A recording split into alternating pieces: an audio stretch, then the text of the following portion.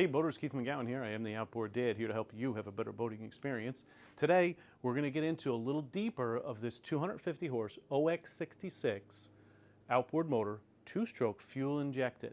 So we're going to get into it. We're going to go deeper. We're going to inspect all the pistons, the crankshaft, connecting rods, everything that's in there, because my buddy Brad wants it for his motor. He wants to have a fresh rebuild. So we're going to go through step by step. I've had a lot of questions from people of how to rebuild these outboards.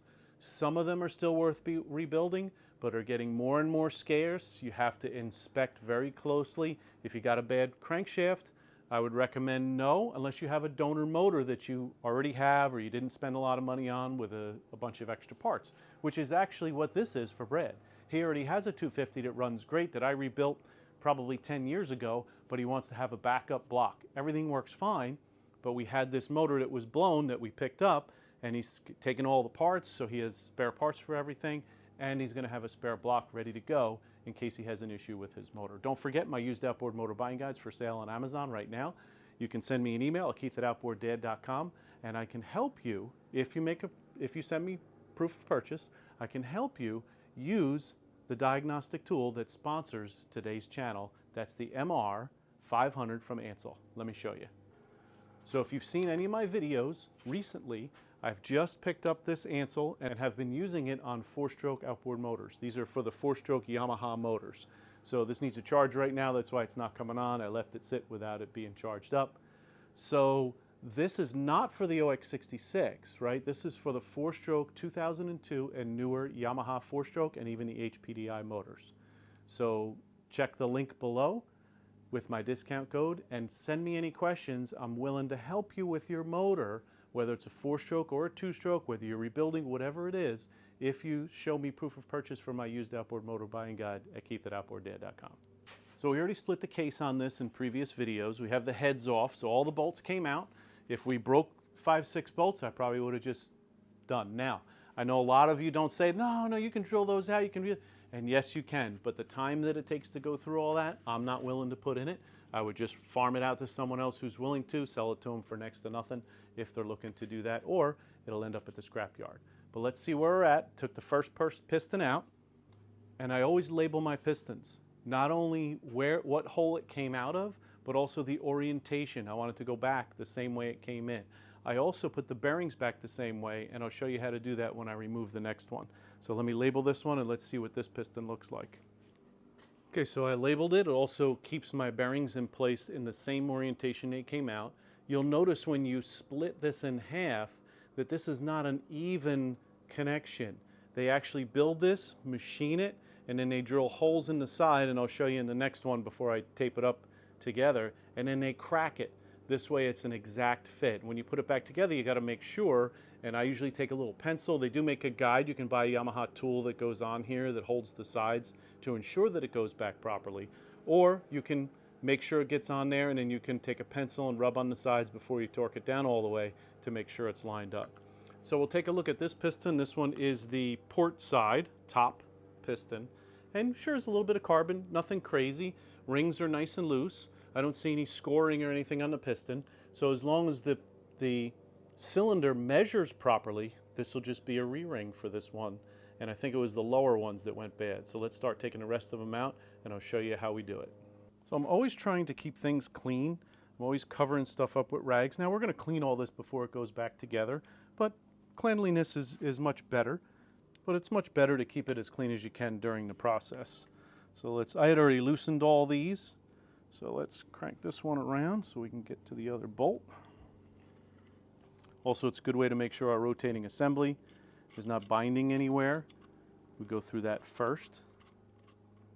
Now most of this is going to be covered in a thin layer of 2-stroke oil. This was not winterized or anything. I think they just had the bad cylinder. Now notice I'm taking this and I'm putting it down here on a clean rag, and I'm putting it in the same orientation that I took it out. I don't want to flip it around, and I'll show you why. Same thing with my bearing. Going to put it down here in the same orientation that it came out. And my other bearing, half of the bearing.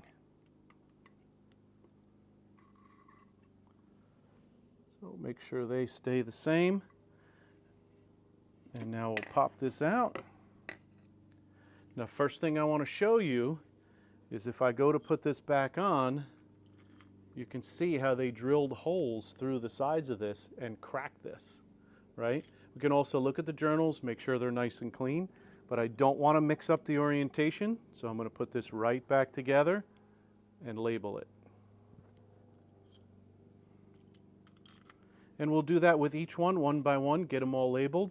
When I get to the bad one, I'll show you what it looks like and what the difference is, and then we'll flip this block over and measure to see how much we need to bore.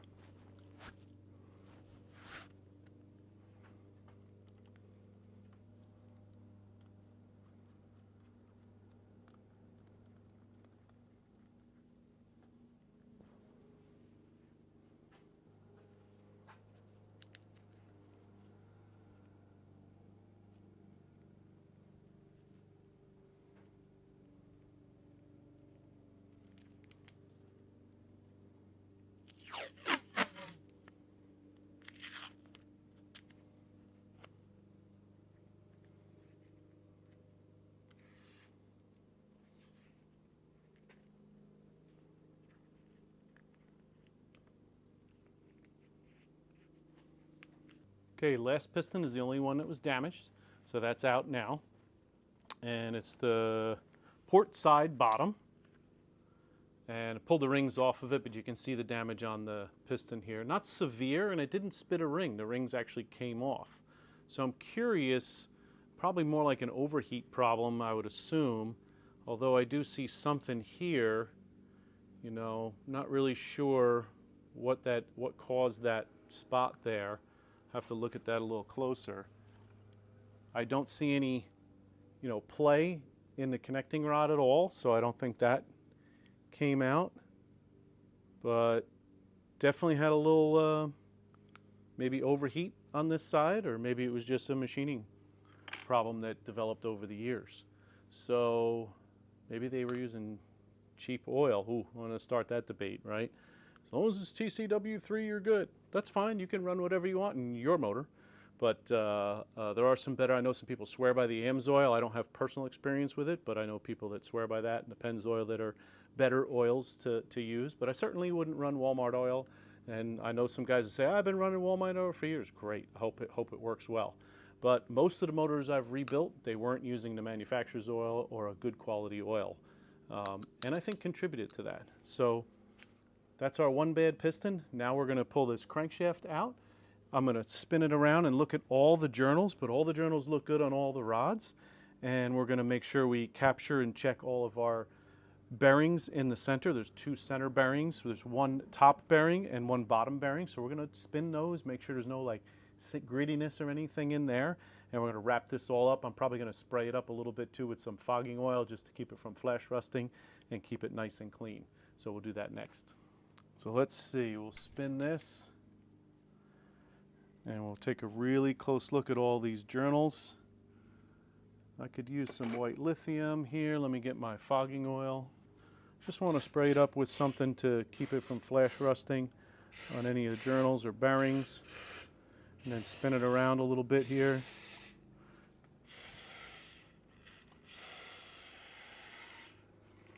Just want to keep everything well lubricated so we don't have any issues. I can also check my sealing rings here and make sure that they're not damaged. You'll see sometimes these sealing rings will get worn out and it won't seal, but this one looks really in good shape. I have the end cover off here with the seal on it. That looks to be in good shape. Looks like one of the ears broke off of here, but that's probably not a major issue. We'll put that aside. I'm going to get a nice clean rag to put this in the tub and wrap it up because you do get some debris here and there, just to keep it as clean as we can before we go ahead and store this while we're checking out the rest of this block. So let me get this wrapped up. We'll just pull it out of here. Should pop right out. See, piece of cake. Get my rubber mallet. Now it's loose. Now it's loose, and we'll get this covered up. All right, so crankshaft out, covered up in a nice clean rag. Now we flipped our block over. Now we can take a look, and obviously our one scored up side is the worst.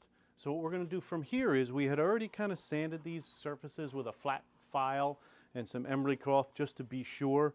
There are some pitting in some of it, but it's not on the cylinder walls. The cylinder walls themselves are all in really good condition.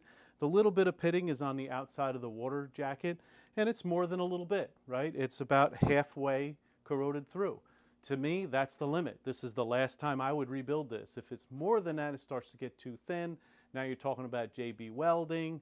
And yes, I know guys that have done it, get another few years out of their motors. There's nothing wrong with that. This is not to that point yet. So we're going to go ahead and measure this in our next episode. And what we're going to do is we're going to measure the difference in the piston wall clearance from the old piston to the hole and see what that is. And then we're going to measure what this is and look in the book to see what standard was. These pistons should all be standard pistons. They're all original from the manufacturer.